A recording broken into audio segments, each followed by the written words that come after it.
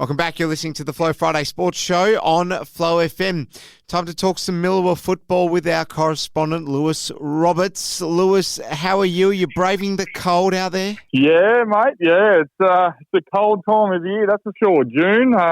The sun doesn't stick its head out for too long, too many hours of the day, and Saturdays are cold, but slowly getting through it. All right. Well, let's start off by talking about your side. We'll get that one out the way, I suppose, Lewis. 270-4, the final score. A bit of a belting to Cardross, but we know how good Cardross are. Yeah, absolutely. Yeah, let's rip this Band-Aid off real quick. Look, they ran all over us. They prepared to run both ways, attacking and defensive, and it just really showed their fitness level on the weekend. Jaden Kitt was at his finest running through the middle, and Jason Beard, he's definitely picked it up in the last couple of years as well. So, credit to him.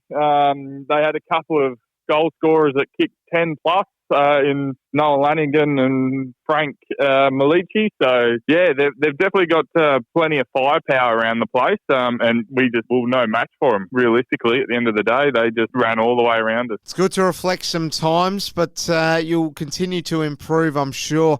Let's talk about Nanji. They played Werribee, and a very important weekend for Werribee coming up, by the way. We'll mention that later on. But Nanji, 86-56 over Werribee on the weekend just gone. Yeah, no surprises in the score there in my eyes. Nanji are definitely a better side than Werribee, but I did think they would have won by a little bit more. So there was a new recruit for Nanjilock, Bo Reardon, come out of the St. Ranger Football League. He played quite well for the Demons down there. Got plenty of inside clearances and all that sort of stuff. So he's a very handy inclusion for Nanjilock. But Werribee must have shut them down around the centre clearances a bit more than I thought they would have, and really held the scores a lot closer than what I thought it would have been. Now Gold kicked 14 goals, but not enough goals. Wanted to use that pun. Lost in the end,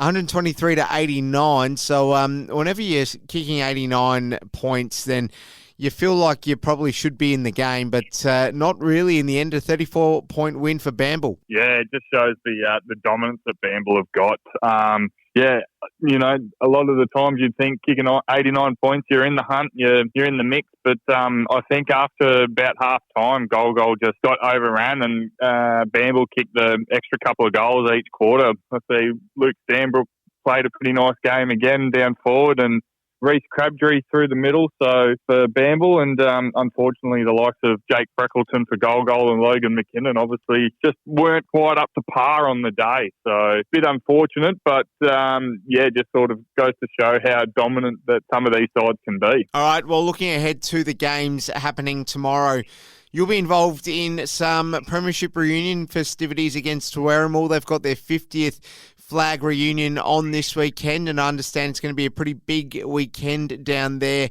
So how are you feeling about that game, Lewis? Yeah, a little bit nervous playing in front of a couple of the older folk for Werribee, that's for sure. I know a couple of them. I spent a fair bit of time out in the Millewa, and I know a few of the older faces. And I tell you what, I would have hated to play against them back in the day because they were absolute hard blokes to play. So it's going to be good. It's going to be a fair crowd. I've heard, a lot of people are still coming in for it from away and all that sort of stuff. Look, I'm nervous. I'm excited. I'm keen to see what we can do and try and put on a bit of a show. Try and shut down Joel Perry and Mark Thompson in the middle there, and give Werribee a red hot crack. So, what have you heard from what things were like back in 1974? Rough as guts was it back then, Lewis? Absolutely. They played the rough tumble football. Like, you can still look at, obviously, it was VFL back then, not AFL, but you see the way that they used to play the game, and the country football, I believe, was harder again because no man would dare back down, especially the likes of, when you've got a Werribee versus Bamble or Maringa, or because they used to all share the same ground. It was almost a bloodbath out there half the time. Each side wanted to win, and it was hard competitive football. So it would have been very interesting to have been a part of, that's for sure. All right, let's take a look at Gold. Golgol versus Cardross. How do you feel about that game, and who do you see winning it? I reckon Golgol again. Cardross. Cardross will. They're just hitting their straps nicely. They unfortunately got one injury over the weekend with Damien Ford doing an ankle, so I'm not sure how long he'll be out for, but they've got enough bloke, Cardross, that is, to come and field their side and keep going strength to strength. So the way Cardross move as a team and move the football, it's just poetry in motion. It's actually, really good to see. So I think Cardross will easily get over the line on that one. Bamble, Nangelock, what's your prediction for that one? I reckon it's going to be a tight arm wrestle. They're going to be going, close at each quarter, but I can see Bamble just having that little bit more fitness and a bit more run in Jake Garraway and Sam Foreman. They're two pretty fit fellas that run around for Bamble on the wings and through the centre. So I think the likes of Scotty Golding for Nangelock and Bo Reardon's a handy inclusion. They'll do their best, but I just see those guys, Bamble, running over the top late in the last quarter to come home by 25 points. Two women's footy in Millewa.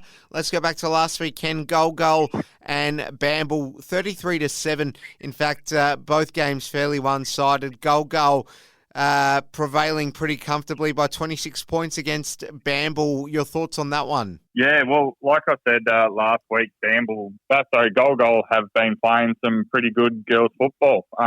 They move the ball quite well, and their skills are quite good. So they're definitely on the improve. And Bamble lost a couple of ladies to university throughout the year. So their premiership side from last year, the year before, they're not as strong as what they could be or what they have been in the past. So Golgol. Really no surprises there in my eyes that they were able to run over the top. In the other game, your Moringa girls, they went down 6-92. So Cardross, pretty emphatic last weekend across the board. Yeah, absolutely. Like their club must be absolutely singing at the moment, because even a couple of the netball teams for Cardross are going quite well. So they would be proud as punch at the moment. So they gave it to our girls. Both sides were a bit short of numbers, so that didn't help too much at all.